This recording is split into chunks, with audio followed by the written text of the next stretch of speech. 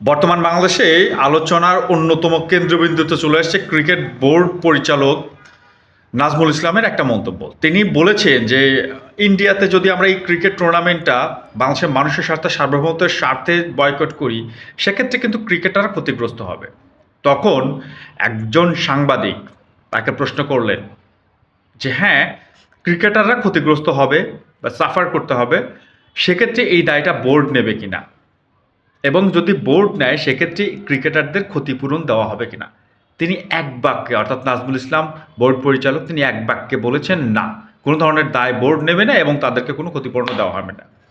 তিনি কারণ হিসাবে এবং যুক্তি হিসাবে দাঁড় করিয়েছেন যে এই যে ক্রিকেটারদের হাই ক্লাস বেতন দেওয়া হয়ে থাকে, যদি তারা বিভিন্ন টুর্নামেন্টে খুবই বাজেভাবে হারে, বৈশ্বিক টুর্নামেন্ট থেকে খুবই বাজে পারফরমেন্স নিয়ে আসে, পয়েন্ট না নিয়ে চলে আসে, সেখান থেকে কিন্তু তাদের যে ধরনের বেতন ভাতা দেওয়া হয়ে থাকে সেক্ষেত্রে সেটা কাটা হয় না এবং তাদেরকে মানে এই যে এইখান থেকে শাস্তি দেওয়া হয় না।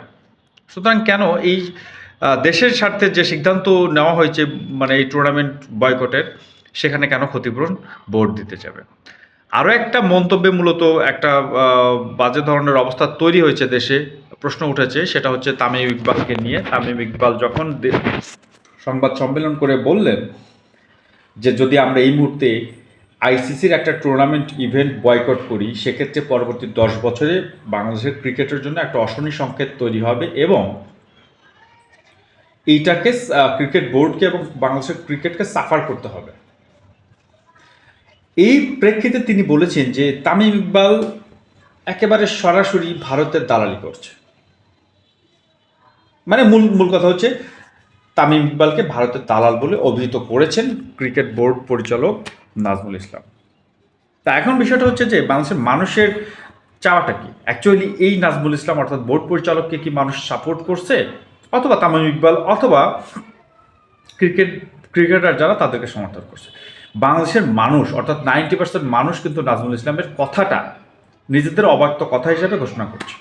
অর্থাৎ নাজমুল ইসলাম কথাটা বলেছেন বাংলাদেশের মানুষের কথা চিন্তা করে, বাংলাদেশের মানুষের যে সেন্টিমেন্ট, যে ধরনের চিন্তা এই মুহূর্তে আছে, তাদের কথা চিন্তা করে বিবেচনা করেই কিন্তু নাজমুল ইসলাম এই কথাটা বলেছেন। অর্থাৎ তিনি সরাসরি বাংলাদেশের মানুষের 90% মানুষের সমর্থন পাচ্ছেন তার এই তর্ক বিতর্কে।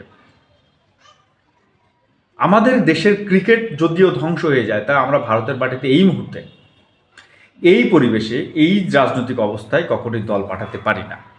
যদি দল পাঠানো হয় তাহলে সেক্ষেত্রে বাংলাদেশের নতজানু পররাষ্ট্রনীতি, নতজানু যে অবস্থা, সেটার আর একটা বহিঃপ্রকাশ ঘটবে। আমরা সেটা কখনোই চাই না।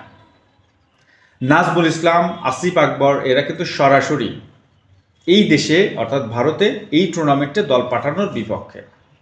আমরা আশা করব যে বোর্ডও এটা নিয়ে অবশ্যই এই ধরনের চিন্তাভাবনাই অটল থাকবে। যেভাবে তারা অটল আছে, আইসিসির বিভিন্ন রিকোয়েস্ট, অর্থাৎ আদেশ না, কিন্তু এই মুহূর্তে তারা অনুরোধ করছে, বিভিন্ন বার্তা পাঠাচ্ছে, এটা কন্টিনিউ হবে। যদি বাংলাদেশের শিরদাঁড়া উঁচু না থাকতো তাহলে কিন্তু তারা অর্ডার করত। একটা সময়ে ক্রিকেট বোর্ডে, ক্রিকেট ইতিহাসে 3টা শক্তিকে সবচেয়ে বড় শক্তি বলা হইতো, ভারত, ইংল্যান্ড এবং অস্ট্রেলিয়াকে, যেখানে আইসিসিতে সবচেয়ে বেশি প্রভাব বিস্তার করতে এই 3টা দেশ। বর্তমানে ইংল্যান্ড এবং অস্ট্রেলিয়ার প্রভাব কমলেও ভারতের প্রভাব আইসিসিতে কিন্তু বেড়েই যাচ্ছে। তারা যা ইচ্ছে তাই করতেছে, আইসিসিকে ব্যবহার করে সদস্য রাষ্ট্রগুলোর বিরুদ্ধে যে কোনো সিদ্ধান্ত চাপিয়ে দেয় আইসিসিকে ব্যবহার করে। এক্ষেত্রে বাংলাদেশের সেটা কিন্তু করতে চেয়েছিল তারা, কিন্তু বাংলাদেশের বোর্ড প্রেসিডেন্ট, বাংলাদেশের বোর্ড কর্তারা যখন শিরদাঁড়া উঁচু করে দাঁড়িয়েছে, তখন কিন্তু আইসিসি মাথা নিচু করতে বাধ্য হয়েছে। এখন তারা রিকোয়েস্ট করে, অনুরোধ করে, তারা এখন অর্ডার করছে না। এটা বাংলাদেশের বলিষ্ঠ নেতৃত্বের একটা বহিঃপ্রকাশ।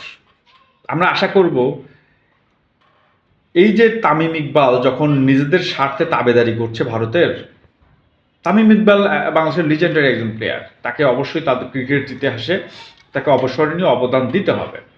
তার তো অনেক অবদান আছে বাংলাদেশের ক্রিকেটে। তার মানে এই না যে দেশের স্বার্থ বিকিয়ে দিয়ে নিজেদের স্বার্থের দিকে তারা তাকিয়ে থাকবে। কোয়াব বা বাংলাদেশের ক্রিকেটারদের যে সংগঠন কোয়াবের সভাপতি হচ্ছে লর্ড মিঠুন। তিনি আলটিমেটাম দিয়েছেন 24 ঘন্টার, অর্থাৎ পরবর্তী ম্যাচ, বিপিএল এর ম্যাচ গড়ানোর আগেই নাজমুল ইসলাম অর্থাৎ বোর্ড পরিচালককে পদত্যাগ করতে হবে। নাজমুল ইসলাম মানুষের অব্যক্ত কথা বলেছে, বাংলাদেশের জনগণের সেন্টিমেন্ট বুঝে কথা বলেছে। আর কোয়াব সভাপতি মিঠুন ভাই, এই কোয়াবের অবদানটা কি?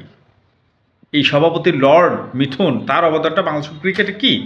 সে কী অবদান রেখেছে বাংলাদেশ ক্রিকেটের জন্য? ঠিক আছে। তো যখন মুস্তাফিজকে ভারত নিষিদ্ধ করলো, আইপিএল থেকে মানে ছুঁড়ে ফেললো, তখন এই কোয়াব সভাপতি কোথায় ছিল? আর তারা বাংলাদেশের জন্য বৈশ্বিক গ্লোবাল কোন টুর্নামেন্ট জিতে নিয়ে এসে ট্রফি বাংলাদেশের জনগণের জন্য উৎসর্গ করেছে? কি করেছে?